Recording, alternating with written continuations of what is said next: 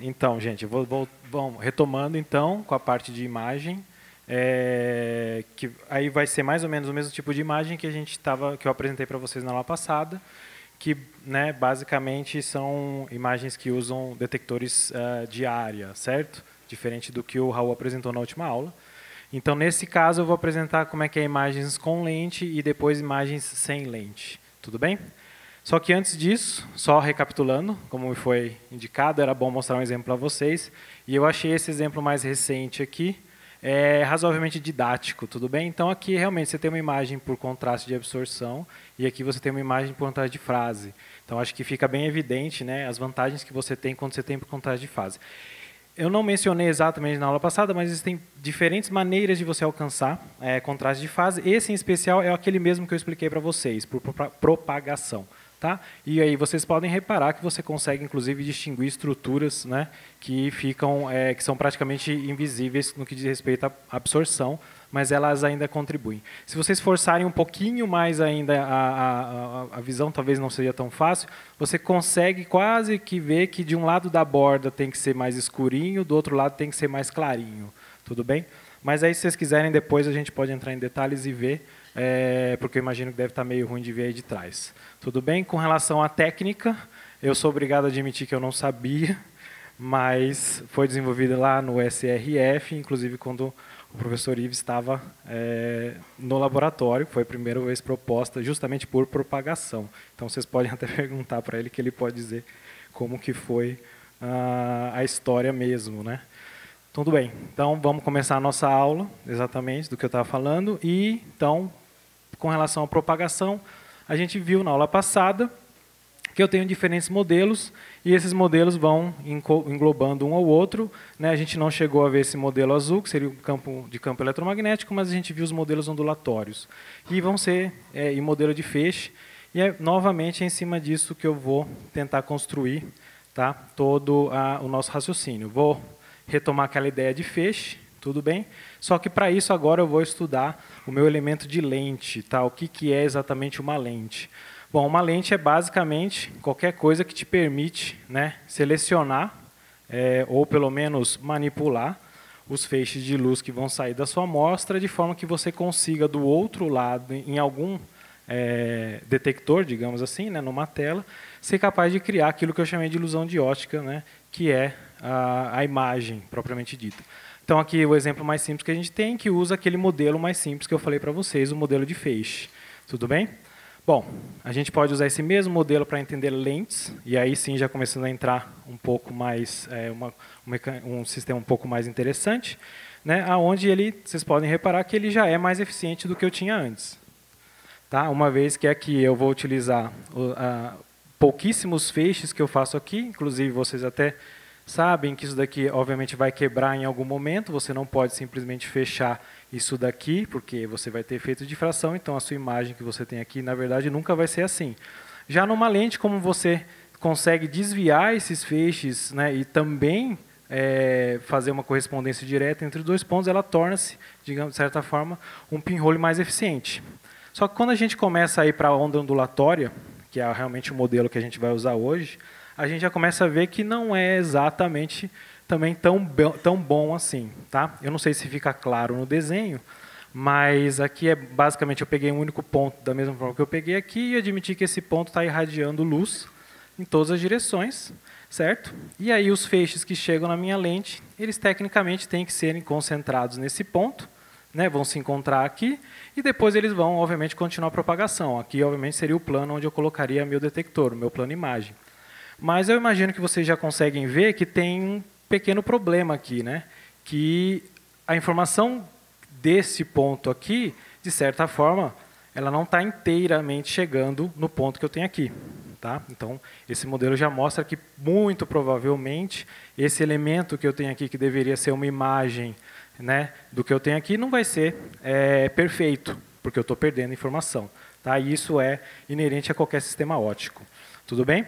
Para vocês, em 3D, se alguém tiver curiosidade, né, a representação é a mesma, então são justamente as ondas esféricas que eles se propagam. Chego na minha onda, E essas mesmas ondas esféricas, de certa forma, seria como se eu invertesse, né, a direção de propagação, invertesse o sentido da propagação, e elas vão se encontrar num ponto aqui, embora, como está representado aqui, vai ser levemente diferente do que eu tenho aqui. Porque no fundo, né, essas lentes têm tamanho finito, tá? Elas não vão, obviamente, conseguir coletar toda a iluminação que sai aqui, existem feixes que não chegam lá. E isso, obviamente, tem uma série de tem algumas consequências. De forma ilustrativa, né, o que eu vou ter vai ser isso daqui, que vai ser, eu consigo definir já uma grandeza que chama abertura numérica, e ela justamente define o quão eu vou, digamos assim, estragar a minha imagem, digamos assim. Na verdade, é o point spread function do meu sistema óptico, né? Então, eu tenho uma fonte pontual, certo? E essa fonte pontual, depois de passar pela lente, necessariamente, inevitavelmente, ele vai acabar desse jeito que eu tenho aqui. Tá? Ele não vai necessariamente voltar para o ponto que eu tinha antes, né? E aí, o problema é, por que isso não acontece, né? Por que a minha lente não funciona? Né? E aí a gente pode explicar o motivo disso daqui quando a gente trabalha com ótica de Fourier, tá? Que é, obviamente, aquela mesma matemática que a gente viu, que vocês já viram na parte de difração, que trabalha justamente com a propagação da luz no espaço vazio. Retomando, então, aquilo que a gente viu na aula passada, a gente viu que existe, né, uma transformada de Fourier que define uma região que eu consigo calcular quanto que vai ser essa propagação ao longo do espaço, tudo bem? Então, o que eu posso fazer com isso? Bom, eu sei, então, que para uma lente ideal, que seria o sistema óptico que eu estou falando para vocês, se eu tiver uma fonte de luz aqui, ela vai se propagar até o plano da lente. Tá? Respeitando um pouco, obviamente, das hipóteses, né, de onda e tudo mais, campo distante, eu sei que essa distância aqui, essa propagação aqui, vai me dar vai me dar transformada de Fourier do objeto que eu tinha aqui. Ótimo, perfeito. Por analogia, a gente pode imaginar então que para uma lente ideal, esquecendo aquele efeito lá, vamos supor que eu tenho uma lente que consegue coletar toda a informação, né, de alguma forma lidar com tudo isso, eu posso assumir então que o que o conjunto lente e propagação tem que me dar? Ele tem que me dar a transformada de Fourier inversa. Tudo bem? Então é assim que a gente pode entender um sistema óptico, tá, utilizando ótica de Fourier. Tá? E qual que é então a utilidade de tudo isso para eu entender o que está acontecendo aqui? Bom, eu vou então esmiuçar um pouco mais o meu sistema óptico e introduzir aquele efeito de abertura numérica que eu comentei com vocês. Se eu admitir que eu tenho então uma fonte pontual, quando eu chegar na minha lente, eu vou ter uma onda plana. Tá? Ele vai expandir, expandir, expandir. Essa superfície curva aqui vai estar necessariamente com uma esfericidade tão grande que ela pode ser aproximada por uma onda plana. Certo? Só que tem um problema, como eu falei para vocês, a minha lente ela é limitada. Então, quando ela é limitada, ela vai cortar essa onda plana. Tá? E é justamente isso daqui que seria a minha abertura numérica. Eu não vou conseguir pegar toda essa onda plana, eu vou pegar só uma parte dela. E aí, quando eu pegar e fazer a transformada de Fourier, desta abertura aqui, eu vou voltar e ter, então, essa função, que seria, matematicamente, seria a função sinc, vamos colocar assim, seno de x sobre x. Então, isso explica o que eu tenho aqui. Bom, se o meu sistema óptico, então, não é ideal, não é perfeito, né, eu preciso definir qual que é o preço que eu pago no que diz respeito à qualidade da minha imagem. E isso daí, basicamente, chama resolução. Certo? Então, quão bom eu sou capaz em distinguir dois pontos. Então, eu estou admitindo que eu vou ter duas fontes pontuais lá, mas, por conta do meu sistema óptico, né, eu nunca vou enxergar esses pontos. E sim, eu vou enxergar uma combinação desses dois pontos após o meu sistema óptico. Então, aqui eu tenho como que seria dois pontos resolvíveis, né, onde você consegue distinguir que vocês têm dois objetos. Existe um limite que você pode... existem alguns critérios. Tá? O mais comum é o critério de Rayleigh, que é quando você está nessa situaçãozinha aqui. Para quem quiser um pouquinho de matemática, é basicamente quando é que o primeiro mínimo daquela minha função aleatória bate com o máximo da minha função vizinha. Tá? Então, por isso que você tem uma distância muito bem definida. Esse ponto 2 aqui vem justamente dessa relação, onde o máximo dessa função aqui tem que bater mais ou menos no mínimo, né, da função que você tem lá. E, obviamente, quando você tem sobrepondo os dois, você não consegue resolver. Então, aí você já está além do seu limite de resolução. Tá? E isso vai variar com o tipo de lente, vai variar com um monte de coisa. Inclusive, não sei, quem trabalha com microscopia óptica sabe que muitas vezes você pode ter uma lente que tem uma magnificação maior, o pixel ele é menor, só que tem a mesma resolução do que uma lente menor, porque você não está mexendo nessas grandezas aqui. Você pode colocar, você pode colocar vários pixels pequenos aqui. Se você não mudar a sua lente, você não vai conseguir resolver a sua estrutura. E por falar em pixel, então, né, já que a gente trabalha hoje em dia em sistemas digitais, usando esse mesmo critério aqui, eu posso definir qual que é o meu limite de pixel de resolução. Tudo bem? Então, é um problema meio comum, porque eu, pelo menos, quando vejo alguns fabricantes, eles adoram falar que tem um poder de resolução ou conseguem, sei lá, distinguir estruturas de não sei quanto, e fica meio capcioso de saber se eles estão falando do tamanho de pixels, se eles estão lá, porque eles nunca usam a palavra correta. E aqui é a definição mais formal do que deveria ser uma resolução em função do tamanho de pixel. Inclusive, é uma coisa que a gente sempre que trabalha com imagem lá na MX, a gente sempre fala muito, o tamanho de pixel é tanto, a resolução necessariamente tem que ser o dobro. Tá? Óbvio que como a gente não, dependendo do sinal ruído, de como você faz a medida, você não chega aqui, mas você nunca vai passar desse limite que eu tenho aqui. Tá? Então, é basicamente a distância entre esses dois aqui, necessariamente tem que ser 2 pixels. Tudo bem? Bom, agora que eu falei para vocês mais ou menos como é que funciona uma lente, qual que é a ideia, vocês provavelmente estão pensando na parte de lentes refrativas. Tá? Eu vou aproveitar esse tempo só para fazer um parênteses no que diz respeito, então, como é que funciona o nosso sistema de lente. Tá? E aí fazer uma reflexão rápida. Bom, a gente está acostumado com lentes no visível, elas são feitas de vidro, trabalham em cima da refração. E tudo bem, embora você tenha no livro, você não precisa necessariamente fazer isso daqui, mas eu acabei fazendo, né, uma aproximação de lente fina, e eu acho que eu convenci a maioria de vocês de que é uma boa aproximação. Só que quando você vai para a vida real, quem trabalha com microscopia óptica sabe que não funciona assim.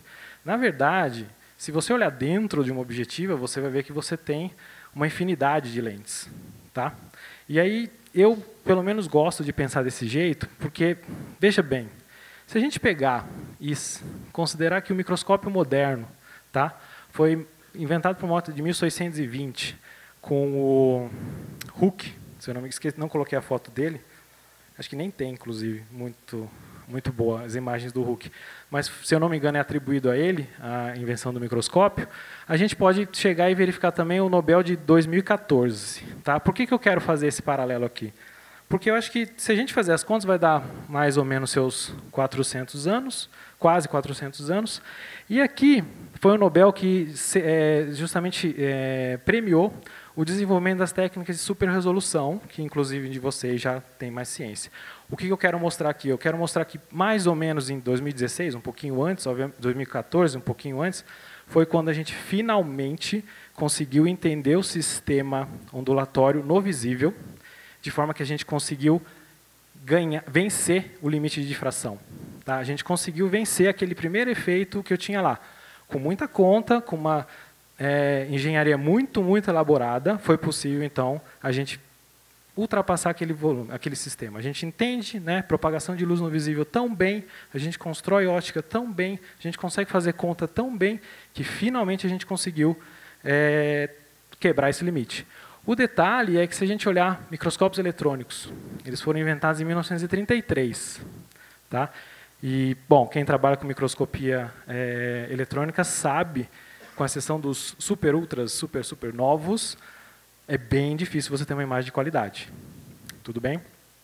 Mesmo esses de qualidade, se você fizesse a conta do de Broglie e visse qual que é o comprimento de onda que você tem, ele é ainda muito menor do que aquilo que você encontra, do que aquilo que você consegue ver. O motivo? Porque as lentes não são boas. Tudo bem? E, pior ainda, se eu olhar os espelhos KB, que são a principal ótica que vai ser usada nos Sirius, tá? Para a gente conseguir focalizar o feixe, para a gente conseguir manipular o raio-x que sai da máquina. Foram inventados em 1948, se não me engano, ainda a proposta inicial de fazer telescópios, não fazer o que a gente faz no Sirius. Tudo bem? Tanto que esse paper aqui de 2017, se eu não estou enganado, foi a primeira demonstração de que você poderia usar esses espelhos para fazer uma objetiva. Tá? Reparem que assim, focalizar o feixe é mais fácil do que você usar esse feixe focalizado para depois fazer uma imagem. Então, uma objetiva é muito mais trabalhosa, tanto que acho que vocês... Uma pergunta, esse sistema ele resolve o problema da aberração esférica? Qual sistema? Esse do paper? Esse aqui? Ele, se eu não me engano, ele resolve algumas aberrações. Eu não sei se é... Por que acontece? Você não tem, acho que, só a aberração esférica envolvida. Tem uma série de aberrações. E eles usam, inclusive, esse sistema que tem 2 espelhos para ver se ele consegue resolver todas as aberrações associadas ao espelho KB. Tá? Não é só esférico. Eu acho que eles resolvem tudo, porque tem coma, tem astigmatismo, obviamente, você tem se você não alinhar direito os espelhos. Então, tem outras, acho que sim. Não, mas, mesmo assim, a resolução que eles chegaram é uma resolução de 50 nanômetros. Bem, não é ruim, mas também não está próxima do comprimento de onda que foi usado. Outra coisa, no caso, quando essa informação ela passa pelas lentes, é convertida pela transformada de Fourier, no caso, as aberrações elas são maximizadas ou reduzidas? Não, idealmente você está num sistema onde você não tem as aberrações, né? O fato de você ter aberrações é porque você justamente quebra aquela premissa que eu falei para você. Acho que a aberração mais fácil de entender seria justamente a aberração de fora do foco, certo? É quando você erra essa distância aqui e coloca o seu detector aqui. Tá? Então, eu parto da hipótese que eu tenho uma lente que ela é boa o suficiente e que eu sei aonde é o foco. Portanto, eu vou colocar o meu detector no lado certo. Então, também admito que a minha lente ela é isotrópica. Então, assim, ela é um cilindro, digamos assim, perfeito. Então, tanto no plano X quanto no plano Y, eu vou focalizar no mesmo ponto. Tá? Então, as aberrações vêm justamente quando eu não consigo chegar nesse sistema ideal. Isso daqui ainda é um sistema ideal. Tá? Então, se você ter mais ou menos aberrações, vem porque você quebra essa hipótese aqui. Obrigado. Então fica, né, acho que ficou um pouco evidente do quão difícil, né, é fazer ótica, na verdade, de qualquer coisa que não seja luz visível. Tudo bem? E isso vem por motivos de engenharia, porque você, às vezes, não consegue depender da refração, e isso vem por também questão de conhecimento mesmo de todos os fenômenos físicos que estão envolvidos e te permitiriam entender esse sistema de propagação de onda. Tá? Ok. Então, isso é vida real, que é o que a gente geralmente encara aqui. E como é que a gente, então, pode tentar entender esse tipo de coisa? Eu vou falar mais ou menos, né, continuar com a aula, eu vou falar sobre lentes, né, especificamente lentes de raio-x. Elas, acho que eu convenci vocês que elas não são boas, mas obviamente elas existem. Tá? Existe uma lista muito grande aqui, e mesmo no síncrono a gente também tem outros sistemas ópticos e lentes que vocês podem, de certa forma, aplicar a mesma teoria. Né? Inclusive, tem alguns tutoriais que eu acho que vão abordar algumas dessas técnicas descritas aqui. No caso, eu vou falar de lente de Fresnel, o que não tem nada a ver com essa foto aqui, mas eu acho engraçado porque quando você digita lentes de Fresnel no Google, você encontra esse negócio aqui. Depois, se vocês quiserem, eu falo o que é isso daí. Na verdade, lentes de Fresnel são estruturas, tá, que são basicamente grades de difração. Tá? Elas têm uma porção que transmite e outra porção que é transparente para o comprimento de onda. Se você é espertinho o suficiente, faz as continhas, você consegue selecionar quais seriam, né, as ondas que iriam sair desses elementos aqui e fazer com que elas convergissem para um único ponto, certo? Só que aí a gente já consegue perceber que tem um primeiro problema. Essa equaçãozinha aqui que descreve mais ou menos, né, que descreve as posições, né, de onde deveriam estar os períodos, vocês podem ver que ela é dependente do lambda, tudo bem? Então, dá para entender, que já dá para prever que esse sistema de focalização ele é aberrante no que diz respeito a cruz, a cores, ou seja, ele apresenta aberrações cromáticas. Tá? Essa aqui é uma foto de uma lente de Fresnel feita no visível. Se vocês repararem, acho que é mais interessante olhar para a árvorezinha de Natal, eu tenho alguns pontos azuis que estão meio mais fora do foco do que do ponto vermelho, e o ponto verde também parece estar em outro outro plano focal, digamos assim. Então, cada cor ela vai ter um plano focal diferente. A imagem de cada comprimento de onda vai ser feito num plano diferente. Então, isso já dificulta bastante, né, para a gente trabalhar com uma lente como essa.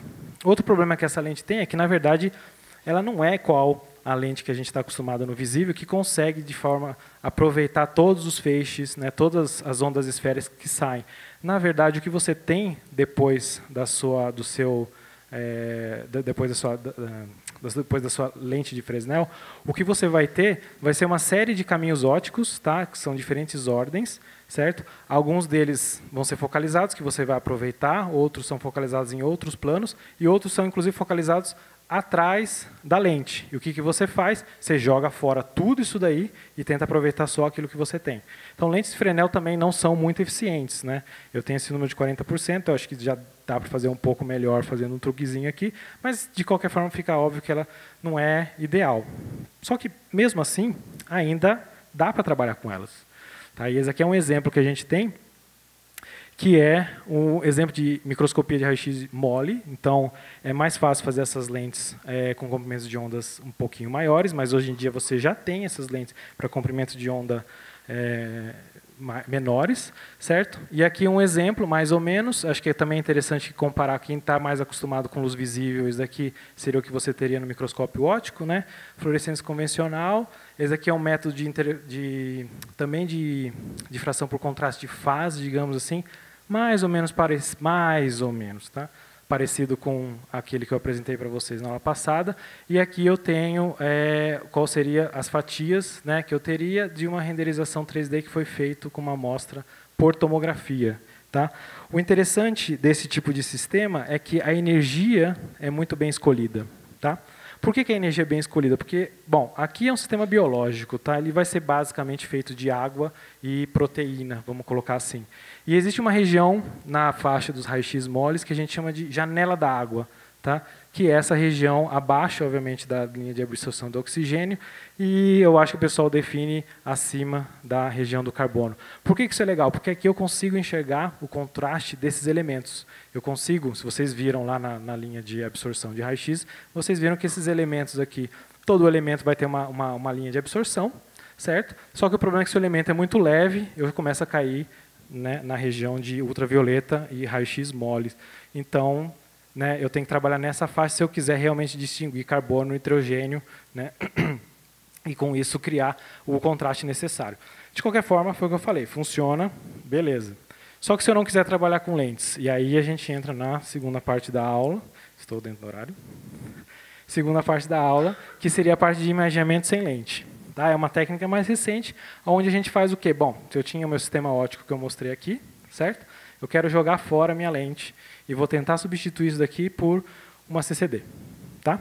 E, se tudo der certo, eu consigo fazer contas, e vou ter uma imagem, certo, do meu computador.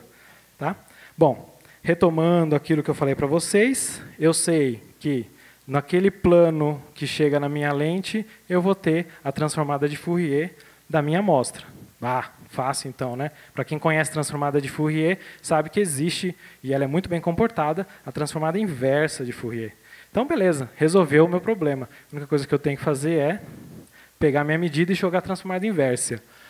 Bom, se fosse fácil assim, acho que a pessoa já tinha feito isso antes. O problema é que não é. E o problema está no meu detector, tá bom? Então, vamos lá. O que eu tenho aqui? Eu tenho duas ondas, tá? E elas são idênticas. A única coisa que elas têm diferentes, elas têm uma diferença de fase entre elas. Tudo bem? E aí, beleza, vai chegar no meu detector. Não, o que eu vou medir? Nada. Tá? Absolutamente nada. Por quê? Porque o meu detector ele só mede intensidade. Tá? A definição de intensidade é que ela é o módulo, tá, quadrado da onda que chega aqui, mas basicamente ela é proporcional à altura, né, da minha onda que eu tenho aqui.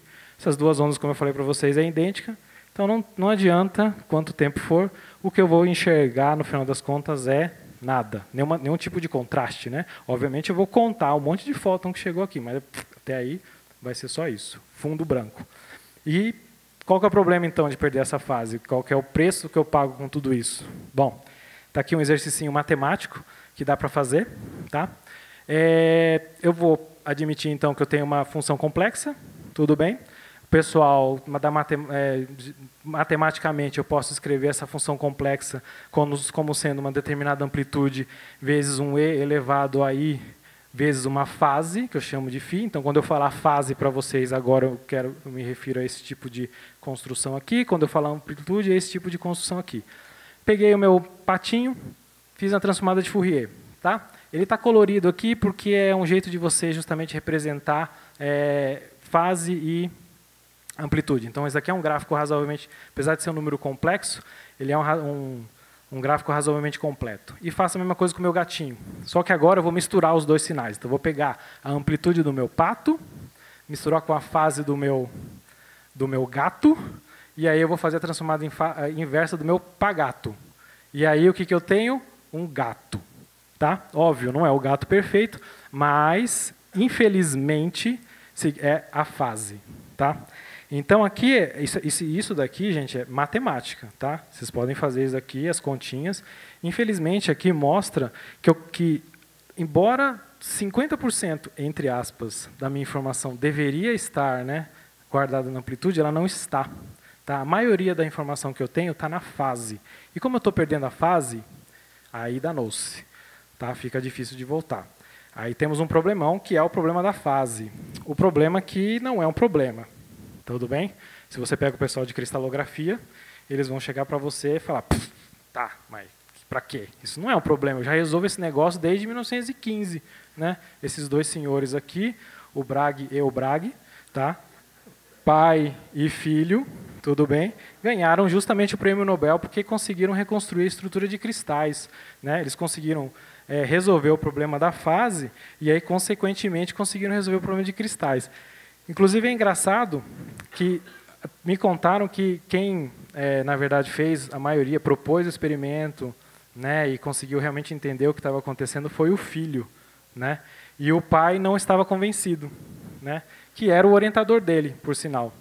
Então, a dica é o seguinte, se você for ganhar o Nobel, não tem problema. Você pode bater de frente com o seu orientador.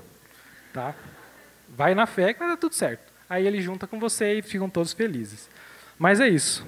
Só que a gente não tem um cristal, né, gente? Esse que acho que é a brincadeira. Eu trabalho com amostras biológicas, que não é cristalografia de proteína, que também não é osso, que são coisas que até têm um pouco de cristais, eu acho, desconfio, né? Mas trabalho com amostras que não são cristalinas. Como é que eu faço, então, para resolver esse problema quando eu não tenho cristal? Bom, isso daí começou no primeiro trabalho, na verdade, foi num primeiro paper, né, feito por o David Sayer, tá, em 1952, e por incrível que pareça, o paper é só isso daqui que está aparecendo aqui. Tá? Se vocês quiserem ler, vai ser bem rapidinho. Mas eu peço que vocês prestem atenção numa coisa, que é o que eu adoro nesse paper. Essa partezinha aqui, ó. A extensão para 3 dimensões é óbvia, fácil. Muito fácil. Adoro como... O cara é tão inteligente que... Né? Pronto, resolveu todos os meus problemas. Bom, tá bom, ele até resolveu, mas vamos começar a entender mais ou menos algumas das coisas que eles falam aqui. Ele fala do teorema de Shannon. Tá? Shannon, para quem não conhece, ele foi um dos principais pesquisadores na parte de teoria da informação. Na época dizia-se que ele tinha um intelecto comparável ao de Einstein, seria o próximo, né, Einstein da física. Foi um cara genial. Tudo que vocês têm hoje em termos de informação digital, de certa forma, é culpa dele. Tá? E é meio triste até que o pessoal não conhece o trabalho dele. Bom, ele tem um teorema que está escrito aqui, né, que fala que se uma banda de sinal é limitada, você tem um número de frequências que consegue descrevê-la. Bom, para quem é matemático, está acostumado com sinais, talvez entenda isso daqui. Mas para quem não é, vamos fazer isso daqui voltar um pouco mais para o nosso mundinho, assim. O que eu vou fazer? Basicamente, o que eu quero? Eu tenho uma amostra, melhor, eu não tenho uma amostra, eu tenho um sinal, certo? Um monte de ondas esféricas que saem de uma região confinada no espaço. Tá? E isso daí é a principal hipótese que você precisa para fazer imaginamento de luz coerente da forma que eu vou mostrar para vocês. Tá? Então, você precisa de ondas esféricas, que seriam equivalentes a essas ondas, né, eletromagnéticas, saindo de uma região confinada no espaço. Se isso acontecer, existe, né, um número de pixels, ou seja, um tamanho de pixel mínimo que eu preciso satisfazer e beleza. Tá? Eu tenho toda a informação que eu preciso. Ponto. Talvez isso vai ficar mais claro para vocês, mas se vocês quiserem anotar, anotem uma coisinha chamada oversampling, e depois a gente pode discutir o que é. Tá? Isso daí que é o que leva você a fazer oversampling, aonde você trabalha com a distância, trabalha com o número de pixels, o comprimento de onda e o tamanho da região aonde o seu sinal vai sair, e isso vai te dar o tamanho de pixel, e aí é o famoso oversampling. É uma palavra meio que chave nesse seu sistema. Tudo bem? Bom, tá, sabendo que a gente tem, a princípio, um aporte teórico que permite a gente fazer uma determinada aquisição, a gente precisa dar um jeito de recuperar aquela fase, tá, computacionalmente. Como eu falei para vocês, é um sistema computacional. Então, teve um outro trabalho do FineUp, tá, e aí ele já começou a propor algoritmos que eu vou apresentar para vocês, só que é um pouquinho mais complicado do que isso. Tá? Eu vou entrar em detalhes no algoritmo, mas a ideia básica do algoritmo é que eu tenho dois espaços, tá? E isso tecnicamente funciona para qualquer tipo de otimização, tudo bem? Não precisa ser propagação de onda nem nada do tipo. Uma vez que se eu tiver dois espaços e uma função, tá? Uma transformada que liga esses dois espaços, então eu tenho o espaço da minha amostra e eu tenho o espaço recíproco. Eu acho que o pessoal da difração já convenceu vocês de que transformar de Fourier permite você ficar andando de um espaço para o outro e, tecnicamente, você nem perde informação. Então, uma transformada muito boa, certo? E aí, além disso, eu tenho condições de contorno, certo? Que têm que ser satisfeitas no espaço 1 e no espaço 2. Ou seja, eu tenho condições de contorno no meu espaço recíproco e condições de contorno no meu espaço real, certo? E aí, o que eu faço? Bom, eu começo com seja lá de informação que eu tenho, certo? Passo para o outro lado, imponho a minha condição de contorno, passo de volta, imponho a condição de contorno, passo de volta e fico repetindo esse ciclo. E se tudo der certo, você consegue chegar em algum lugar. Esse algoritmo chama Glash-Bert-Saxton, porque ele é um algoritmo antes do algoritmo proposto por FineUp, tudo bem? Mas eu geralmente apresento ele porque ele é mais didático. O FineUp tem um problema de um loop de feedback, você não precisa impor 100% da informação, você vai jogando aos pouquinhos, porque ele não fica preso em mínimos locais. É coisa de otimização. Tudo bem? O legal é que essa classe de algoritmos você pode apresentar pode utilizar ele muito mais do que só Plane Wave, que eu vou explicar para vocês, taicografia, tá? E Bragg CDI. Existem outras técnicas, então isso aqui também já é uma porção reduzida, né, de que aproveita esse algoritmo. Então, todas essas técnicas podem ser entendidas ou resolvidas, digamos assim, utilizando um algoritmo muito parecido com esse daqui. Tá? Bom, e aí, por fim, a gente precisava de alguém que mostrasse que toda essa história funciona. Tudo bem? Isso foi feito em 1999 pelo pesquisador John Miao. O David Sayer estava também no paper, já estava mais velhinho, mas ele estava lá.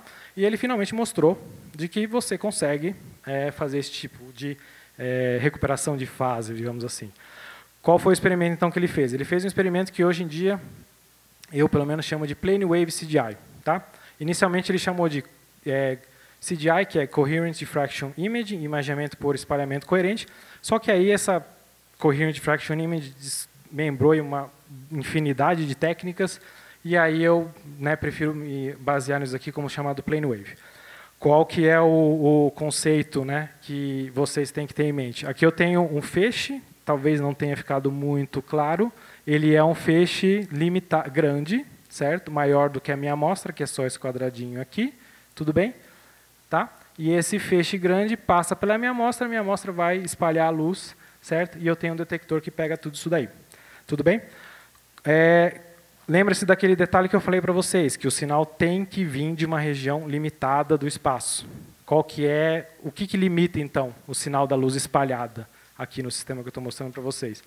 A própria amostra, certo? O espaço vazio não vai difratar, então o fóton que passar do lado da amostra não vai interagir com a amostra, digamos assim, então, beleza.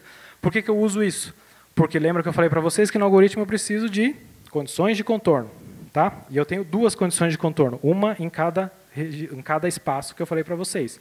A primeira é justamente o tamanho da amostra, tá? Existe uma região aqui onde eu sei que é 0, certo? E aí existe uma região onde eu sei que pode ser qualquer coisa, tá? Que é esse vermelho aqui. Mas tem um tamanho. Qualquer sinal que vier daquela região é 0, tá? Então eu posso puxar ele para 0. E aí outra informação que eu tenho é o que eu meço, tá? Lembra que eu falei para vocês que a gente mede o padrão de difração com um detector? E esse detector vai me dar uma intensidade que é o módulo, né, da transformada de Fourier, o módulo da luz que foi espalhada. Tudo bem? Beleza, então vamos colocar isso aí no nosso algoritmo e entender o que eu posso fazer. Basicamente eu começo então com ondas aleatórias. Tudo bem?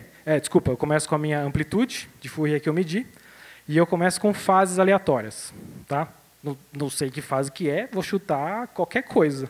Tá? E, na verdade, o fato de ser aleatório é até bom, porque qualquer coisa, né? Melhor do que alguma coisa nesse caso. Então, eu chuto. E aí eu vou fazer a transformada de Fourier. Eu vou ter um negócio que não parece com nada e, de fato, não é nada. Tá? Não quer dizer nada. Só que aí eu posso começar a aplicar a condição de contorno no espaço real, que é o quê? O meu suporte. Então, lembra que eu falei para vocês que existe uma região onde eu sei que é 0. Eu não comentei. Esse gráfico aqui representa a amplitude do meu sinal e esse gráfico aqui representa a fase do meu sinal naquele contexto que eu falei para vocês. Tá? E, na verdade, pronto. Aí eu aplico o meu suporte. Então, eu sei que existe uma região onde a minha amplitude deveria ser 0. A minha fase, tecnicamente, poderia ser qualquer valor, tá? Porque se a amplitude é 0, o meu φ fica indeterminado. Só que a gente puxa para 0 também. Tá bom? E aí eu pego e volto, né? Eu tenho um espaço real que é modificado, certo? E aí eu pego e volto para o meu espaço recíproco. Parece muito parecido com o que eu tinha antes, mas não é. Tá? Se eu olhar para esse detalhezinho aqui da fase, eu vou reparar que tem alguma coisinha aqui que é diferente do aleatório que eu tinha antes. Tudo bem?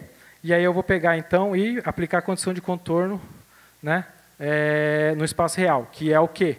Eu vou pegar a minha amplitude, que foi a amplitude que eu tinha, que eu obtive quando eu fiz essa transformada aqui, e substituir pela amplitude que eu medi. Porque essa eu sei que está certo, essa eu medi. Tá? Para mostrar que é diferente, isso aqui é a amplitude que eu medi, e isso aqui foi a amplitude que eu tive depois que eu vim do espaço recíproco. Tudo bem? Tudo muito bom. Eu repito isso 1 milhão de vezes e eu tenho a minha imagem original. Se tudo correr bem. Tá? Geralmente, às vezes não funciona, mas se tudo correr bem, a gente consegue. Tudo bem? Bom, agora que vocês viram um exemplo de imaginamento sem lente, tá? Qual é que é desse negócio, então? Vale a pena passar por todo esse trabalho? Porque, assim, é que você não tem ideia, mas esse é bem pesado o computacional que você precisa aqui. E, às vezes, não funciona. Bom, eu posso dizer para vocês que a gente vai, então, rapidinho modelar o nosso sistema de lentes como sendo assim. Eu tenho o meu objeto, certo? Que eu defini como sendo a amplitude de uma fase, da forma que eu assim, posso descrever ele de qualquer jeito. E eu vou propagar ele e vai chegar na minha lente, certo? Aí eu tenho a transformada de Fourier disso daqui. Perfeito, gente. Aí eu vou pegar e o meu sistema óptico, a minha lente, vai o quê? Fazer a transformada inversa disso daqui, certo? E aí, vamos esquecer mais ou menos aquele problema lá que eu falei para você, do point spread function da amostra, eu deveria ter alguma coisa que é igual ao meu objeto. Porra, legal, lindo, maravilhoso. Só que eu tenho um problema. O meu detector não enxerga a fase. Tá? E aí o que eu enxergo? A intensidade, que é proporcional à amplitude do meu objeto, certo? Basicamente, a luz que foi absorvida, tá? E aí, bom, tá ótimo, funciona, né? A gente tem vivido assim desde 1600 e alguma coisa, né? Só que, quando eu digo que a gente tem um sistema de lente, por favor, considerem que é um sistema de lente sem grandes coisas. Se alguém estiver pensando que tem contraste de fase, que tem lentes de Zernick, esse tipo de coisa, para recuperar esse tipo de fase, sim, a gente tem, mas tá sem... Colabora com a aula aí, gente. Tá? Então, lentes normais. Tudo bem? E aí, beleza. Agora vamos para o nosso imaginamento sem lente. Vamos ver o que eu tenho de bom quando eu faço isso daí. Bom, meu objeto passou, chegou até o meu detector, fiz a transformada de Fourier. Aí pronto. Aí meu detector estragou tudo, certo? E jogou fora, né, as fases e eu medi só a intensidade. Porém, eu tenho agora um algoritmo de fase. E esse algoritmo de fase, de certa forma, consegue me recuperar a fase, diferente do que eu tinha, né, quando eu tenho lente, que é apenas a amplitude aqui. Tá? O que eu reconstruo é basicamente isso daí. Resumidamente, para quem gosta de uma fotinho, a diferença é que eu tenho, num sistema com lente, eu teria uma coisa que é mais ou menos aqui, daqui é uma asinha de um inseto, tá? E aí eu vou ter uma imagem, que é uma imagem de contraste de absorção, vocês já estão acostumados, vocês conseguem ver a asinha do inseto, tudo mais, e é basicamente um quilinha, né? A minha imagem ela é proporcional à amplitude, vamos colocar assim, e essa amplitude, se vocês quiserem abrir, ela vai ser proporcional ao beta, que vocês provavelmente já viram isso daqui, mas talvez seja mais familiar, proporcional ao coeficiente de absorção. Tá? Então, absorve mais, eu tenho contraste. Na fase, aí, isso que é interessante, eu já não perdi esse φ, né, do meu objeto. E aí eu tenho dois tipos de imagem. Eu tenho uma imagem que é proporcional ao meu beta e tenho uma imagem que é proporcional ao meu delta no regime de raio-x. Tudo bem, gente? Isso daqui é o índice de refração, se vocês não lembram, é o índice de refração como a gente define para raio-x. E ultravioleta distante, raio-x mole, esse tipo de coisa. Mas tudo bem, tecnicamente, para a luz visível, e de fato isso é verdade, você consegue fazer imagem para o contraste de fase da forma que a gente tem aqui. Tudo bem? Vai mudar, obviamente, esse N, esse delta e beta vai mudar, mas também funciona. Tá? Bom, então eu vou entrar agora em detalhes no outro experimento de Bragg CDI, certo? E qual que é a diferença, então, desse... Porque aí eu acho que vai ficar um pouco mais claro um exemplo do que é essa fase e o que ela pode dar para a gente. Tá? Além de uma asinha colorida, que é a que eu tenho aqui. Tudo bem? Então, o que é um experimento de Bragg CDI? Vocês vão ver alguns exemplos, mas a ideia basicamente é que eu tenho o meu feixe, ele chega na minha amostra, não dá para ver aqui, mas o meu feixe ele é maior do que a minha amostra, só que a minha amostra agora é um cristal. Tá? E se ele é um cristal, ele vai difratar. E agora, em vez de eu olhar para o padrão difratado transmitido, que foi o que eu falei para vocês antes, eu vou olhar para o pico de Bragg, que saiu aqui. Tá? Pô, mas isso daqui está longe de ser um pico de Bragg. Né? E, de fato, ele está. Mas, aí para vocês entenderem o que vai acontecer, né? Eu pus o slide no lugar errado, então a gente vai pular. A gente tem, basicamente, um cristal, se vocês imaginarem, né? Eu tenho o meu cristal aqui, ele é infinito, esse bando de pontinhos, tudo bem? E aí, quando eu pegar e multiplicar por o contorno da minha partícula, eu vou cortar esse cristal. Tá? É isso que eu estou fazendo. O legal é que se eu pegar e fazer a transformada de Fourier desse slide todo, certo? Eu vou ter uma coisinha assim, ó, um espaço recíproco, tá? Que também é um monte de pontinho. Só que a transformada de Fourier da minha caixinha, ela é isso daqui que eu tenho aqui. Tudo bem que eu estou mostrando só um pedaço da informação, mas a ideia é que eu tenho essa caixinha aqui. E aí, matematicamente, eu sei que a transformada de Fourier de uma multiplicação é uma convolução. Tá? E aí o que acontece é que, basicamente, eu tenho esse padrão de difração repetindo, tá? Em todos os pontos da minha grade recíproca. Tudo bem? Então, é isso que eu estou medindo no meu Bragg CDI. Tá? E como é que eu meço esse tipo de coisa? Aí eu volto para o slide que está na posição errada. Eu vou fazer uma medida ainda mais interessante. Tá? Eu tenho o meu detector, ele vai ficar parado, e eu vou dar um jeito de fazer esse meu detector varrer o espaço recíproco. Aqui eu até fui muito bem assessorado pelo Guilherme, ele me convenceu de que isso daqui dá para fazer. Né? E aí você faz varrendo a energia do seu feixe. Tudo bem? Existem outras maneiras de você varrer o espaço recíproco, vai ser inclusive tópico da semana um dos tópicos da semana que vem. Mas o legal é justamente isso. Reparem, isso daqui representa, eu vou justamente cortando, né, o meu espaço recíproco em diferentes planos, certo? E aí eu pego todos esses planos e faço, né, um volume 3D e jogo no meu algoritmo. Tudo bem? Então, eu tenho novamente o meu suporte, porque a minha amostra ela é finita, e eu tenho a minha amplitude, que foi o que eu medi. Tá? Aquelas várias medidas, eu vou empilhar elas, e eu vou ter o que eu tenho aqui. Tudo bem? Só um detalhe, para aí ficar mais legal a parte da fase, e aí eu quero, né, vou mostrar um exemplo para vocês. Bom, se eu pegar o meu cristalzinho e fazer um zoom aqui, tá? Eu tenho os vários átomos do meu cristalzinho, e eu vou me concentrar num único plano desses átomos. Tudo bem? O que eu vou fazer? Eu vou pegar alguns desses átomos que estão aqui e vou dar uma chacoalhada neles. Tá? Eu vou tirar eles da posição cristalina ideal, tá? Da forma como eu coloquei aqui, e eu vou ter um cristal que existe uma região nele onde ele é meio zoadinho, vamos colocar assim, tá? Onde ele não segue exatamente a regra cristalina, né, que segue na parte do cristal. O que isso significa de forma daquele modelo que eu mostrei para vocês antes? É basicamente que eu vou ter meu cristal infinito aqui, certo? Eu vou ter todo o contorno do meu cristal, só que agora eu tenho duas regiões no meu cristal. Eu tenho uma região onde eu tenho uma fase, certo? Que eu posso usar como referência, e vou usá-la como referência. E naquela região onde eu dei aquela bagunçada, eu coloquei uma fase. O que eu quero dizer com isso? Quero dizer que eu peguei os cristais que estavam naquela região e tirei eles da posição cristalina ideal. Tudo bem? Então, eu adicionei uma fase. Como fase, eu falei para vocês, é uma informação relativa. Eu adicionei uma fase no que diz respeito ao resto do cristal. Tá? E o resultado que a gente tem aqui é um exemplo, certo? É um exemplo de Bragg CDI, aonde eu ilumino o meu feixe coerente, passo nessa cristalzinha, espalha, eu meço o espaço recíproco 3D daquele jeito, tento pelo menos. Posso medir de diferentes formas, não foi daquele jeito que eu mostrei para vocês, mas eu consigo medir o meu espaço recíproco de 3D. E o que eu tenho? Eu fiz isso em 2 momentos. Tá? Num deles eu fiz antes do meu experimento, onde eu tenho aqui, nesse em vermelho, eu tenho um displacement de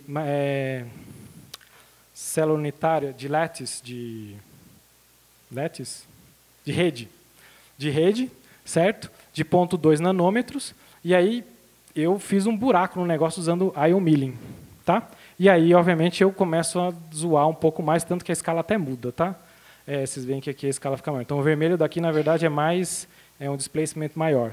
Tudo bem? Por quê? Porque aqueles átomos nessa região em específica estão com uma fase que é diferente do resto do cristal. Tá? Então, eu estou vendo o que o pessoal chama justamente de stress. Displacement é por conta de você ter uma força que faz esses átomos saírem do lugar. Bom, depois de Bragg CDI, eu vou finalizar a aula falando taicografia. Tá? Taicografia. Deixa eu ver se eu consigo fazer aqui funcionar.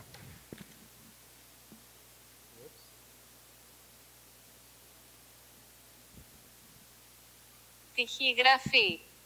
Porque, sinceramente, ninguém sabe falar isso. Talvez o Google. Tá? Então, se vocês realmente forem ver o que significa taicografia, certo? É dobra e escrita. Tá? Sei lá, taquigrafia, foi o Google falando grego, né? E aí, cada um fala de um jeito, mas a escrita, pelo menos, eu acho que é a mesma. Tudo bem? Então, tá bom. Qual que é a ideia de taicografia? Você vai iluminar a sua amostra agora com uma iluminação limitada. Tá? Então, é a mesma ideia que eu tinha nas 2 anteriores, onde o meu sinal vai sair de uma região limitada do espaço, só que eu vou limitar isso não porque a minha amostra é pequena, mas porque a minha iluminação está confinada no espaço. Tá? Se a minha luz não chega na minha amostra, ela também não vai difratar.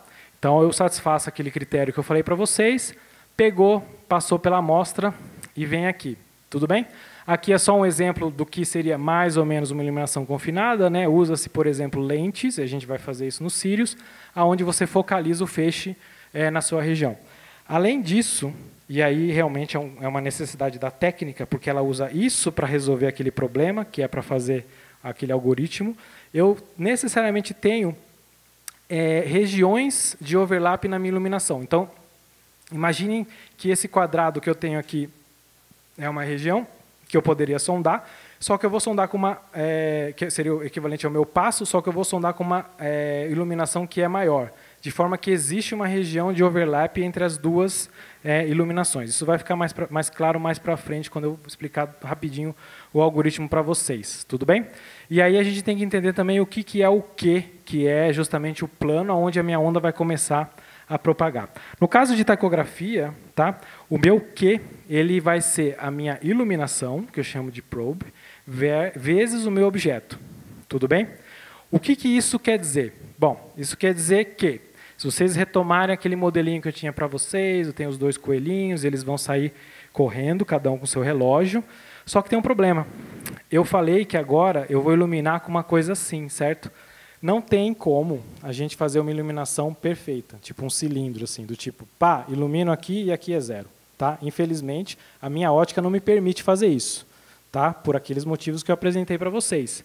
Então, o que eu vou ter? Eu vou ter uma iluminação que é uma coisa que hora tem sinal, hora não tem, né? Aqui eu estou mostrando para vocês só a intensidade vai variar também, desculpa, a fase vai variar com isso aqui. Isso significa que a onda, logo antes da minha amostra, que seria, né, o meu objeto, então, ou seja, o meu probe, ele já começa com uma diferença nos ponteiros, com uma diferença de fase entre eles. Tá?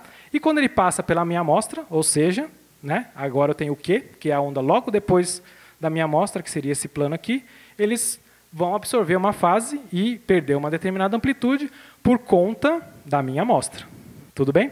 E aí propaga novamente, eu vou somar tudo mais, e isso é a origem do meu sinal. Tudo bem? Então, retomando, eu tenho aqui meu objeto, eu tenho uma probe aqui que tem uma determinada distribuição, né? As cores são meio arbitrárias aqui, mas tem uma determinada... E aí aqui eu tenho o produto dos dois, tá? Não sei se fica claro, mas eu tenho o olhinho aqui, né? Da minha foto, ele ainda está aqui, e o gradiente de cores, de fase, digamos assim, está aqui. Quando eu for fazer a minha aquisição, foi aquilo que eu falei para vocês. Eu ilumino uma região, passo para o lado, passo para o outro, vou correndo, né? Vou iluminando várias regiões. E reparem que eu necessariamente tenho algumas regiões onde sobrepõe o meu sinal. Tudo bem? E aí eu vou deslocando a minha probe. Cada vez que eu movimentar, eu tenho um padrão de espalhamento diferente para cada uma das posições que eu tenho aqui. Certo? E aí, beleza. Jogo no meu algoritmo, né? O que eu vou usar como condição de contorno no meu espaço real? E aí sim, por isso que eu preciso, né? Eu vou usar a região de sobreposição, certo? E também vou usar um detalhe de que minha iluminação é a mesma para todo mundo. Tá? A única coisa que vai mudar é a minha amostra. Novamente, o que eu uso condição de contorno no espaço recíproco? Todas essas amplitudes que eu medi no meu detector. Tá bom?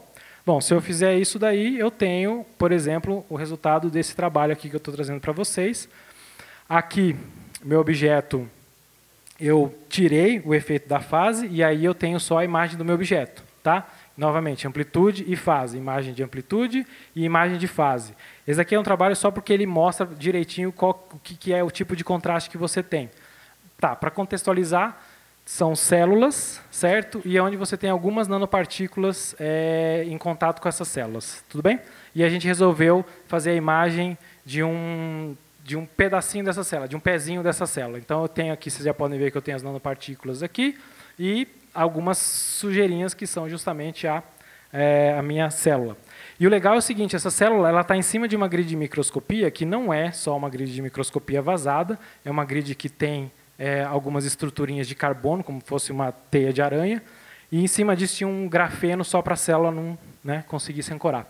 Mas o legal é o seguinte, essa imagem aqui de amplitude, se vocês repararem, eu estou dando zoom na mesma região, você não consegue ver nada, enquanto que na imagem de fase você consegue ver a estrutura de carbono. Tá?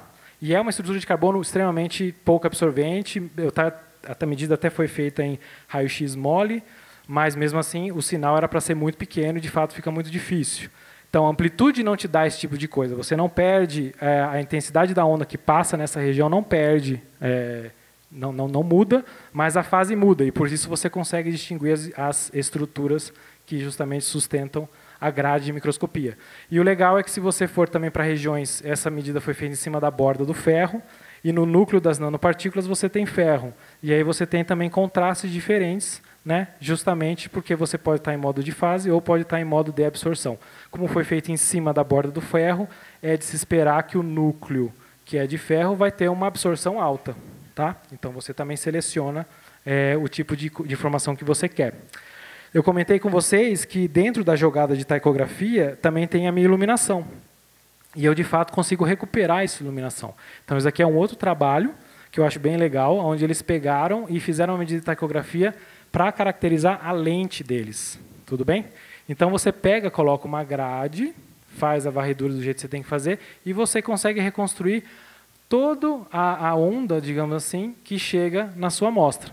E, bom, isso daí é um tipo de lente que, né, dependendo de como você faz, é uma Compound Refractive Lens, é uma lente composta, é uma lente que trabalha por refração no raio-x, e ela é feita de vários pedacinhos. Se você não toma cuidado, né, na maneira como você faz, você acaba com um tipo de aberração que aqui é uma aberração esférica. Tá? E o que a galera fez? A galera fez eles mediram essa frente de onda e fizeram, né, um dispositivo de fase, certo? Que ia introduzir uma fase para corrigir isso e conseguir focalizar o feixe ainda melhor. Ou seja, eles fizeram um óculos, né, para a sua linha de luz, que fez com que você tivesse um feixe melhor focalizado. Tudo bem? E aí, para finalizar, já quase dentro do plus que a Cris me deu, eu não comentei com vocês, mas taicografia e tomografia, que eu escrevi em inglês, desculpa. Né? Eu falei para vocês que, não comentei com vocês, mas as medidas que a gente faz, elas também são um tipo de projeção. Tudo bem? E aí, como elas são uma projeção, eu posso fazer tomografia com elas. Tá? E eu digo isso por quê? Porque ela é a técnica hoje que... que triste, era para ter um monte de filminho aqui. Funciona? Não. Bom, 3D é sempre legal colocar alguma coisa girando, né? Mas não funcionaram os vídeos. Mas a ideia é justamente que é o quê? É a técnica de raio-x, de microscopia de raio-x que a gente tem hoje, que nos permite ter a melhor resolução em 3D. Tudo bem? Taicografia e juntando com tomografia. Nesse caso, o pessoal fez a imagem de um chip de computador. Reparem que ele tem 10,9 microns, então ele é razoavelmente grande. Ele é um chip de computador, não tem luz, comprimento de onda visível, comprimento de onda abaixo do raio-x, que vai, né, conseguir passar por tanto material assim, certo? E aí você consegue extrair toda a informação 3D, né, e aí fazer esse tipo de reconstrução que você tem aqui, chegando numa resolução tridimensional de 35 nanômetros. Certo? Então, travou. Pronto, foi. Então, bom, aqui é o slide final, resumindo, né, aquele slide, se vocês quiserem tirar foto, eu vi que hoje em dia a gente pode fazer isso, vocês tirem foto, né, para lembrar do que teve essa aula. Então, basicamente, transformada de lente, é uma transformada de Fourier direta, então a gente pode, né, lente é uma transformada de Fourier inversa, porque a gente quer voltar para trás, existe lente no raio-x, geralmente, né, você vai medir apenas componentes que são proporcionais à absorção, portanto, proporcionais ao coeficiente de absorção, dentro desse contexto aqui que eu trouxe para vocês. Imaginamento de luz, depois você tem CDI, Coherent Diffraction Imaging, onde a gente resolve, né, até certo ponto, o problema da fase, e a gente consegue fazer imagens que têm contraste por beta e por delta. Técnicas que justamente nos permitem fazer esse tipo de coisa. Plane Wave, então a minha amostra é compacta, ou seja, ela é menor que a minha iluminação. Bragg CDI é a mesma ideia, só que agora a minha amostra é cristalina e eu vou medir em cima do pico de Bragg, certo? E vejo, por exemplo, aquelas tensões cristalinas que eu falei para você. E, por fim, taicografia, onde é uma técnica de varredura, certo? Só que eu também consigo recuperar a minha iluminação daquela aqui e acaba sendo uma técnica bem robusta, né? Onde você pode fazer várias brincadeiras com ela. Tudo bem? Referências? Perguntas?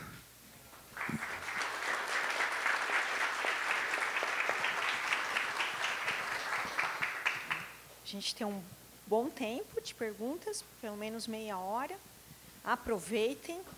Tudo que o Sato falou hoje são técnicas, é o fundamento de algumas técnicas que são recentes. Elas vieram com síncrotrons de terceira geração e vão ser consolidadas com os de quarta geração. Então, no Sirius, isso vai ser amplamente usado.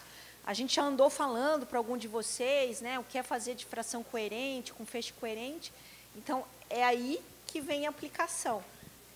E na semana que vem nós vamos ter pelo menos 3 apresentações nesse sentido, né, que são já duas, né, uma da Aline e outra da Carla, que já são pesquisadoras que usam essas técnicas, mas fizeram medidas em outros síncrotrons. E provavelmente na sexta-feira o Hélio Tolentino vai falar um pouco do potencial dessa técnica também na linha que ele vai coordenar de nanofoco.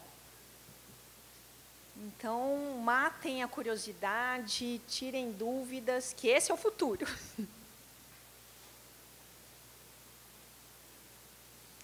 Ó, ali atrás já tem.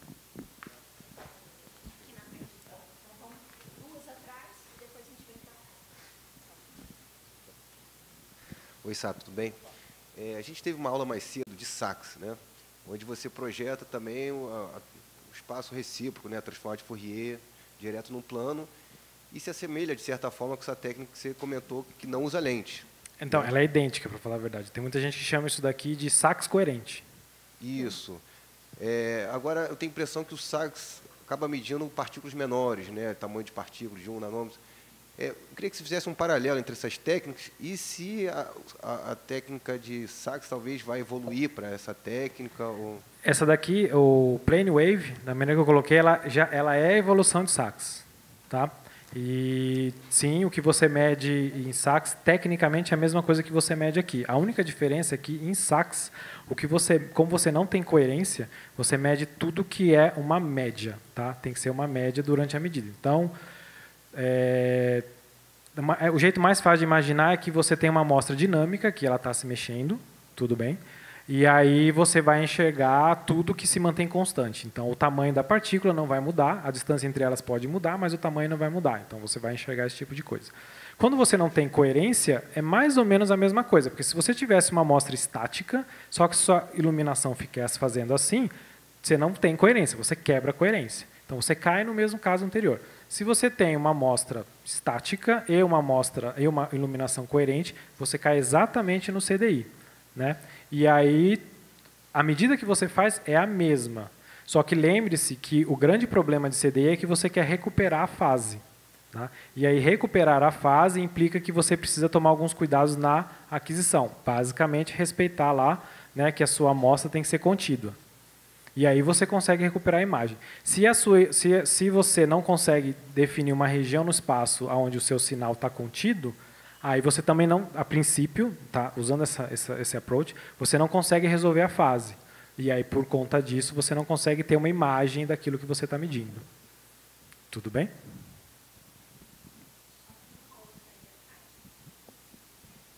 Oi, tudo bom? Quando você falou sobre o processamento da imagem, que você tinha que rodar o algoritmo, rodar e ir melhorando até chegar numa imagem boa, o quanto de processamento você acaba tendo que usar para isso? Tempo e espaço? Não, então, o pessoal aqui... Então, o espaço depende muito da imagem que você tem. Se você quer fazer uma reconstrução apenas de uma imagem, né, você basicamente precisa... Né, de repente, posso estar errando um pouco, mas, no mínimo, você vai precisar rodar esse algoritmo aqui. Então, você precisa de uma imagem complexa nessa região e você precisa de uma imagem complexa nessa região e você fica rodando. Não é tão complicado. Óbvio que aqui em tacografia você está escalonando, então você não tem só uma imagem aqui e a imagem que você reconstrói aqui tem um tamanho que pode ser tão grande quanto a sua varredura. Tudo bem? Mas não chega a ser um problema. Por quê? Porque hoje em dia o que a gente tem de problema está no 3D. E aí escalona com o cubo e não só, né, com a área que a gente tem aqui. Em termos de processamento, está justamente se fazendo um esforço aqui, porque existem vários algoritmos para você atacar o problema. Tudo bem? São melhores, piores, né, em diferentes critérios. Está se fazendo um esforço para pegar esses algoritmos. Quando eu digo algoritmo, eu quero dizer pseudo-algoritmo, tá? Que é isso que eu mostrei para vocês. Tudo bem? Então, a depender da linguagem que você escolher, você pode fazer isso aqui rodar mais rápido ou não. Então, está se fazendo um esforço para fazer isso aqui rodar dentro de GPU, né? E aí conseguir chegar em imagens muito grandes dentro da casa de milissegundos, né? Que seria equivalente a um microscópio óptico, digamos assim, pá, né? Apertou play, adquire, a sua imagem está pronta. Tudo bem? Então, essa é a ideia, tudo bem? Mas, se você faz no seu computador convencional, ele pode demorar... O problema é esse, era quando eu fazia, né? Demorava alguns minutos, digamos assim, né? Mas isso hoje em dia é tudo muito relativo, né? Porque eu programo muito mal, então provavelmente estava fazendo alguma coisa errada, podia fazer coisa melhor, né? Para o Sirius, já tem algo sendo trabalhado nesse sentido para ficar mais rápido o processamento? Você tem alguma informação para passar para nós? Não, tem. Quando eu digo que a gente vai fazer na casa de milissegundos, são imagens que têm 100% de exposição, 100 espectros por 100 espectros, e já está com certeza menor que 10 segundos, está beirando para ficar abaixo de 10 milissegundos. tá? Obviamente que foi feito utilizando um único tipo de algoritmo, tá? Que por sinal é esse daqui, por isso que eu coloquei esse IPy, que é o algoritmo mais tradicional, é mais fácil de entender. Mas está se tentando puxar para fazer isso cada vez mais eficiente, porque o problema é que esse tipo de solução que ele te dá também não é uma solução, não é uma única solução, tá? Esse é um problema inverso. Ele é não convexo, então ele tem problemas para convergir na solução, e ele pode para convergir que coisas que são ok, mas não são tão boas. Então, depende muito da sua paciência. Se você tem paciência de deixar rodando o algoritmo mais, se você tem uma paciência de escolher um algoritmo que converge melhor, mas ele necessariamente demora mais, você chega numa imagem melhor. Tá? Então, você sempre tem esse tipo de coisa. Esse algoritmo é um algoritmo que tem um problema de que ele sempre converge inclusive para besteira, isso é ruim. A gente quer algoritmos que, quando você faz alguma coisa errada, não dê certo. Isso é o ideal. Mas ele também não é algoritmo... Ele é um algoritmo intermediário. Tem algoritmos que são mais rápidos e tem algoritmos que são mais lentos. Só que esse, em especial, sempre dá certo, sempre te dá uma resposta. Então, ele é um bom ponto inicial, né? E esse já está pouquíssimos segundos, assim. A minha pergunta era sobre Bragg CGI. Quando você falou, assim, volta.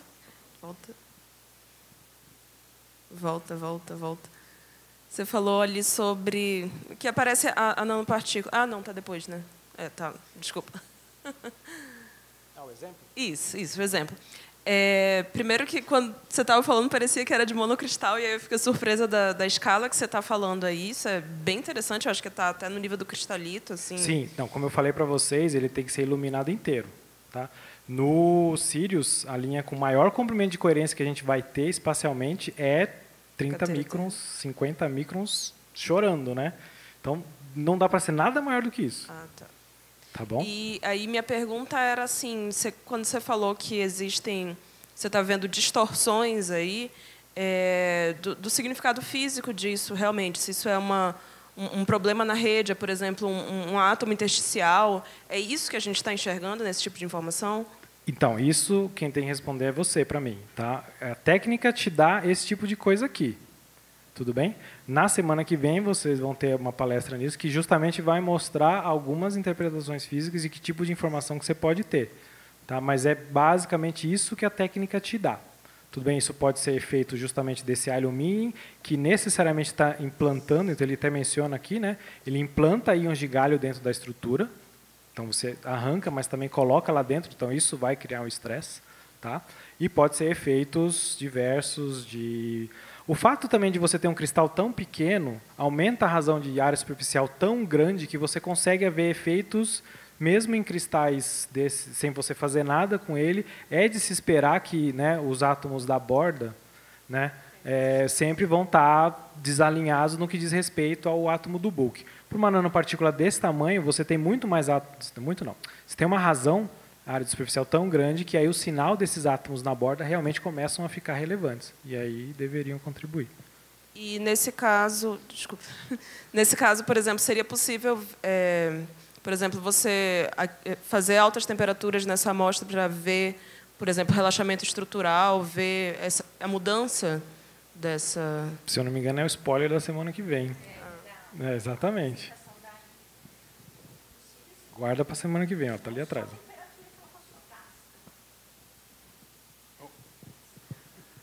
Just a comment. I think almost all these techniques have a limitation, either by the source size or by the quality of the optics, except lithography. Lithography, the only limit is the noise introduced either mechanically or thermal. So on a machine like Sirius, if this is well controlled, I think 1 nanometer resolution should be possible. Se você faz as contas, lembra que eu falei que a resolução ela é proporcional ao quão longe você consegue ir. Óbvio que isso também é importante. Por que eles conseguiram uma resolução tão alta nesse material aqui, né? Porque isso daqui não rodou. Porque isso daqui é um chip de computador, é silício, é um tipo inorgânico ao extremo, tudo bem? Então, você consegue, porque a sua amostra tem que aguentar a dose. Lembra que eu falei para vocês que a quantidade de informação, que você sempre tem que entregar fóton, certo? Para você tirar a informação, e a resolução, ou seja, a quantidade de informação que você consegue tirar está atrelada ao número de fótons que você consegue jogar dentro de um voxel.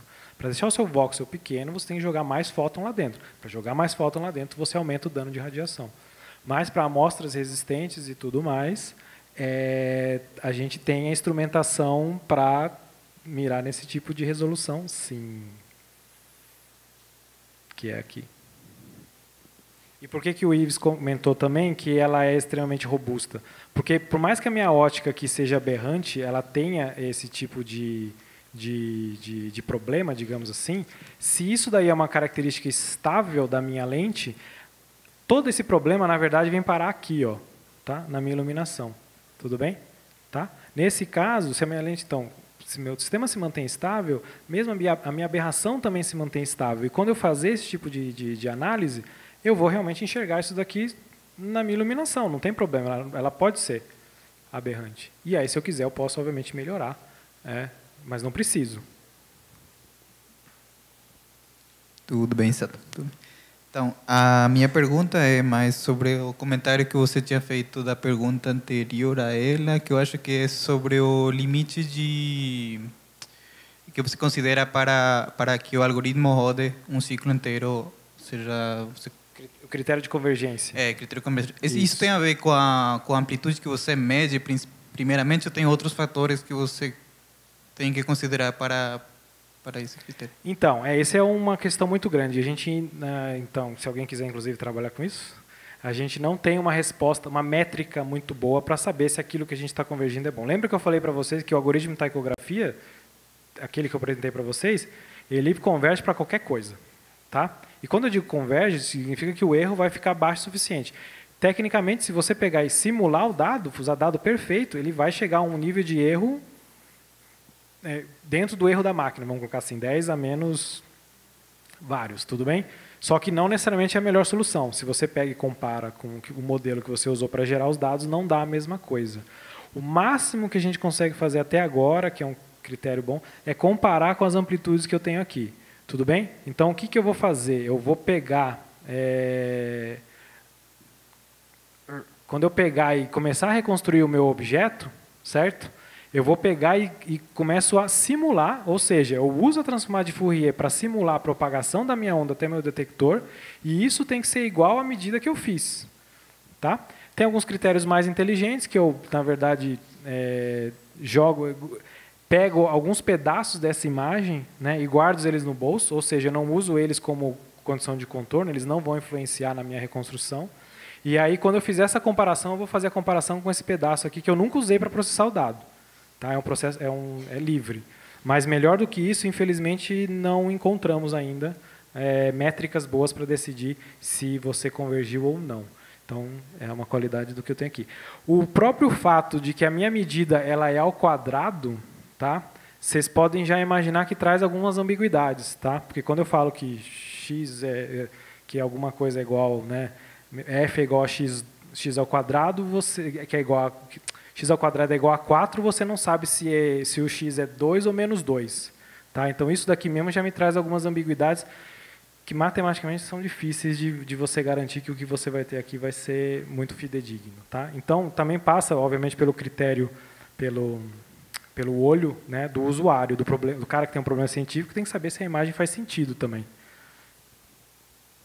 E uma outra pergunta é sobre, por exemplo, fora os parâmetros externos, que seria a parte de algoritmo e tudo mais, existe um limite entre o tipo de amostra que você pode utilizar para, por exemplo, o BRAC-CDA, que aparentemente, pelo que eu estou entendendo, tem que ser um monocristal, mais ou menos, né? Você pode usar também um policristal? Sim. Não, então, policristal, na escala que eu tenho aqui, ele é um cristal, tá? O que, entendeu? Porque eles são cristais disso para até um pouco maiores, né? Então funciona.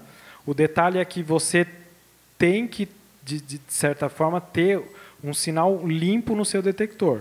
Você não pode ter 3 cristais difratando no seu detector, cada um numa região, né, cortando o seu espaço recíproco respectivo, né, diferente. Aí ferrou. Você tem que ter esse tipo de condição que você tem aqui. Mas tem uma vantagem também que se você tivesse um cristal do lado desse daqui que não está em condição de difração, ele não vai difratar e ele não vai contribuir para esse sinal. Né?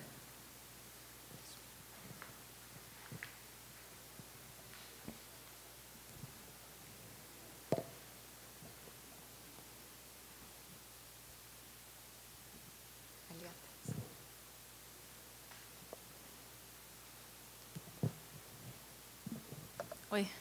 Então, quando você começou a sua apresentação sobre tychography, Pode falar. você fala que ali, olha, um feixe coerente e confinado. Sim. Só que na quarta-feira você falou que o feixe do Sirius ele não é 100% coerente, que tem, acho que, regimes, né, de coerência. Eu queria saber, então, qual o impacto que isso pode ter, né, nessa técnica. Tá.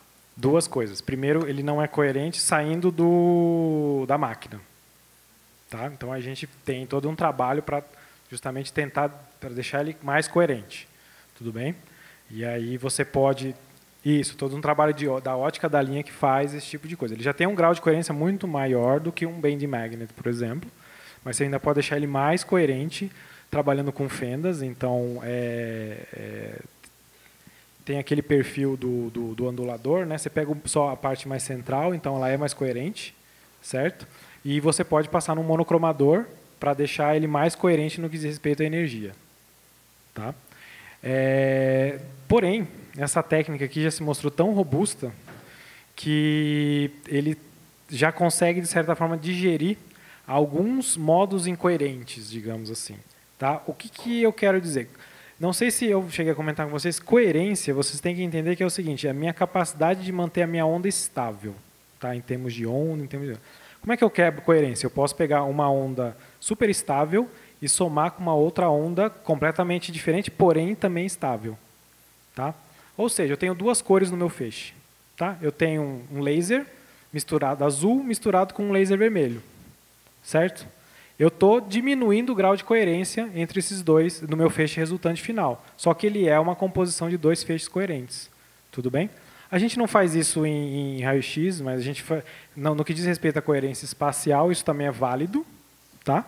E aí essa técnica consegue, você pode dar um certo grau de liberdade para ela na hora dela justamente definir a iluminação e ela consegue quebrar isso daqui numa contribuição de modos coerentes, que a gente diz. Tá? São modos incoerentes entre si. Então você também pode tentar melhorar isso. Se eu souber que são só duas comprimentos de onda, eu coloco eles aqui, entendeu? Vai mudar um pouquinho o espaço recíproco. É que cor não é... Comprimento de onda não é exatamente a melhor coisa, porque vai mudar também o seu passo no espaço recíproco. Mas se você tivesse, por exemplo, duas fontes, eu tenho uma fonte mirando na minha amostra aqui e outra fonte mirando na minha amostra aqui. São duas fontes independentes, coerentes entre si. Eu deveria ser capaz de reconstruir de fato sou, de reconstruir uma amostra onde você tem duas iluminações chegando nela. Tá?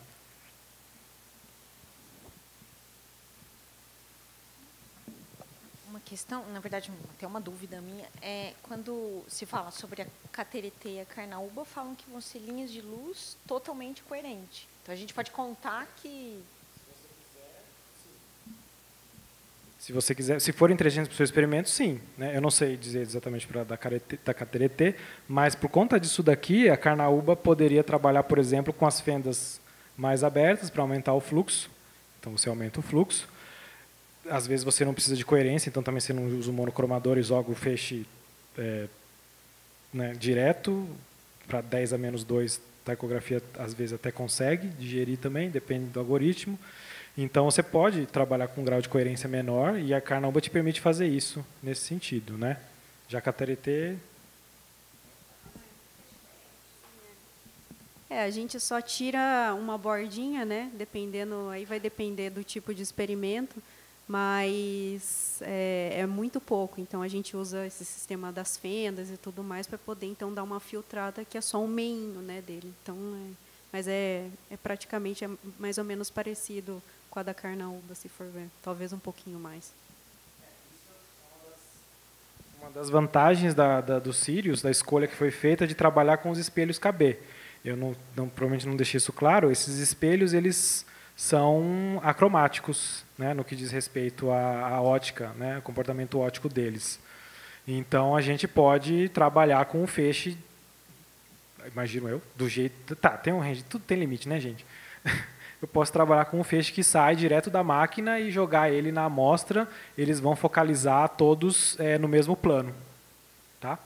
E pronto, posso trabalhar assim também. Para alguns experimentos, isso daí é ótimo, porque eu vou ter uma quantidade de fótons absurda. Eu imagino que você pode até quase... Provavelmente, pode não, provavelmente você vai abrir um buraco na amostra, se você não tomar cuidado, jogar tudo que tem.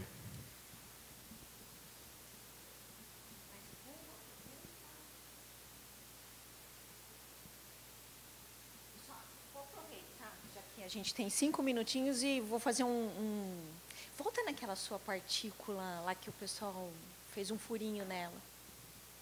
Só para fazer um comentário, porque, na verdade, foi mais ou menos o sentido que o professor Petroff perguntou na apresentação da Flávia. Né? Por que a gente pega um monocristal, tritura ele, transforma em nanocristais, né?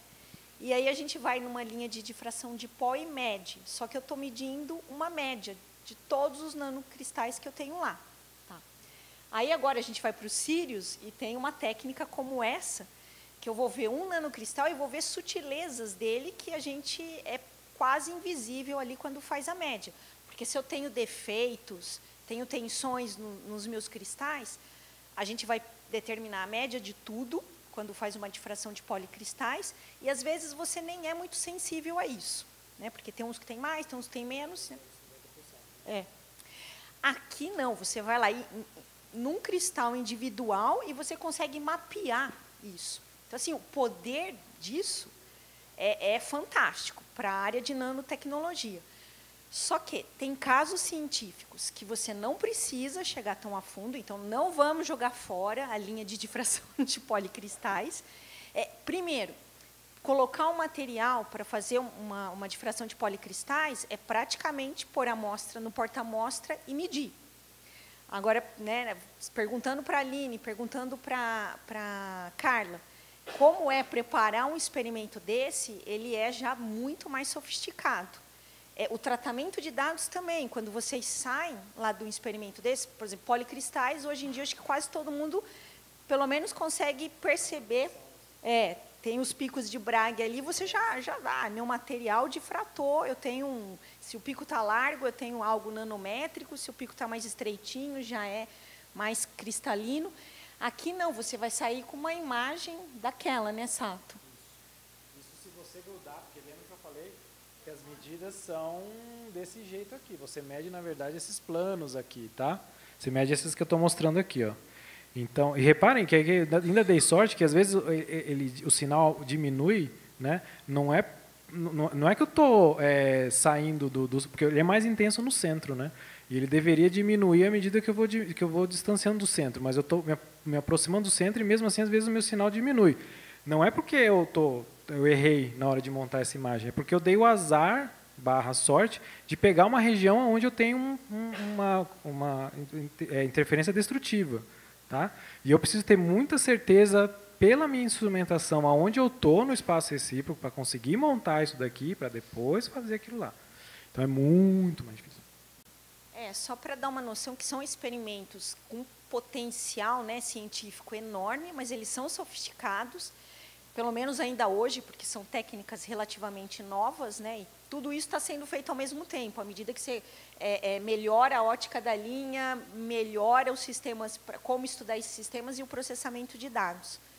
Tá bom? Então, precisa ter também um comprometimento muito grande entre o usuário, né, que vai fazer essa medida, e depois o tratamento de dados. Né? Chegar na medida é complicado e depois fazer a análise de dados é complicado também. Não é impossível, de jeito nenhum, mas tem o seu preço. Né? Vou aproveitar e fazer um comentário, que isso é uma coisa muito comum que acontece quando a gente trabalha com imagem.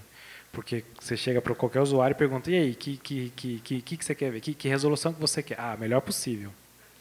Tá, mas que tipo de contraste? Não, o melhor possível. Porra. E o problema é o seguinte, às vezes o cara chega com uma amostra desse tamanho, que é uma resolução micrométrica. Não dá. Quer dizer, se você tivesse, né, talvez o ano todo para medir, a sua amostra conseguisse aguentar todo esse tempo e blá, blá, blá, blá, blá, blá. Então, é sempre bom ter justamente esse critério. Tá? E outra também, como foi comentado, lá na IMX, uma medida no mais basal dela, assim, né, o mais compacto que a gente consegue fazer, tem 8 GB. E se eu quiser aumentar o número de pixels, daí vai com o cubo. Então você vai sair de lá com um HD inteiro, com uma única imagem, que você não vai abrir em lugar nenhum, não vai fazer nada com aquilo, entendeu? E, na verdade, o que você quer ver, e isso é interessante para quem trabalha com microscopia, tirar o zoom, às vezes, te dá muito mais insight do que simplesmente olhar o detalhe. Tá? Isso é meio até filosófico. Então, olhar para uma única fibra não te mostra para onde todas as outras fibras estão indo. E, às vezes, é isso que você quer. Então, sempre tenha isso na cabeça. Tá bom? Pessoal, mais alguma dúvida? Ah, tem uma aqui da casa. Ai, meu Deus. Qual vai ser o limite de oversampling de vocês? O limite, você diz que a gente precisa para fazer a medida. Não, então, o oversampling é uma condição experimental, mas é muito mais uma condição de medida. Tá? Porque eu tenho que garantir que eu tenho toda a informação necessária para fazer a reconstrução.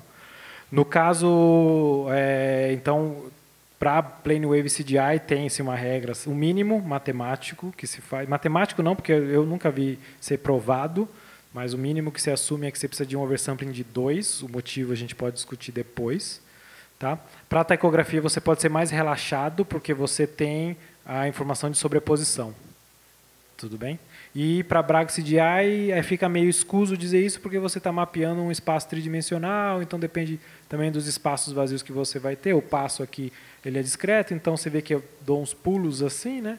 Então isso também vai inferir se o meu sistema vai ficar mais ou não. De qualquer forma, na instrumentação do Sirius, ele está sendo projetado para ter de sobra, tá? O que for necessário, a gente consegue para resoluções boas, obviamente, né? Não, no caso da Carnaúba, a gente pode tentar puxar isso por causa da sobreposição, e no caso da Cateretê, o detector é absurdamente grande, com um pixel super pequeno, e tudo isso ajuda bastante. Vamos agradecer novamente o Sato.